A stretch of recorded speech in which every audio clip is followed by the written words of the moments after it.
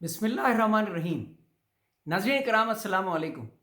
آج کی نشست میں انشاءاللہ سورہ النساء کی آیات 66 سے لے کے 70 تک کی تلاوت، سید ابو العلا مودودی کے تفہیم القرآن سے ان تمام آیات کا مکمل ترجمہ اور پھر انتہائی آسان اردو میں عمومی مفہوم پہ مبنی منظوم ترجمے کا خلاصہ پیش کروں گا۔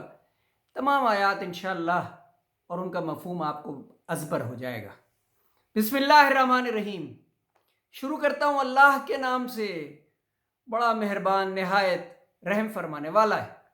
وَلَوْ أَنَّ كَتَبْنَا عَلَيْهِمْ أَنْ يَقْتُلُوا أَنفُسَكُمْ أَوْ يَخْرُجُوا مِنْ دِيَارِكُمْ،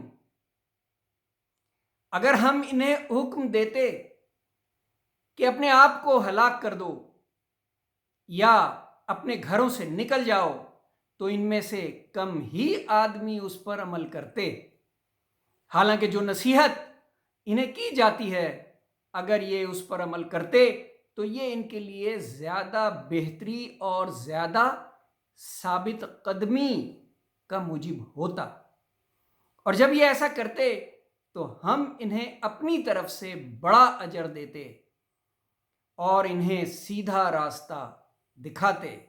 وَمَن يُطِعِ اللَّهَ وَالرَّسُولَ، جو اللہ اور رسول کی اطاعت کرے گا وہ ان لوگوں کے ساتھ ہوگا جن پر اللہ نے اپنا انعام فرمایا، یعنی انبیاء اور صدیقین اور شہداء اور صالحین۔ سبحان اللہ، بہت اہم آیت ہے ناظرین۔ کیسے اچھے ہیں یہ رفیق جو کسی کو میسر آئیں گے، کسی کو میسر آئیں گے۔ یہ حقیقی فضل ہے جو اللہ کی طرف سے ملتا ہے۔ ذالک الفضل اللہ، ذالک الفضل من اللہ، وکفا باللہ علیما، اور حقیقت جاننے کے لیے بس اللہ ہی کا علم کافی ہے۔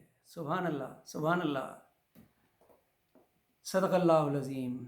ناظرین کرام، انتہائی آسان عرض کیا ہے کہ اللہ تعالیٰ نے حکم یہ فرمایا کہ ان کو واضح احکامات آنے کے بعد بھی جب کوئی حکم دیا جاتا ہے تو یہ اس پہ عمل نہیں کرتے، بلکہ ان کی کوشش ہوتی ہے کہ کسی طرح بچ کے نکل جائیں، اور اسی لیے ان کو وہ اجر نہیں ملنے والا جو ان لوگوں کو ملے گا جو اللہ اور اس کے رسول کی اطاعت کریں گے۔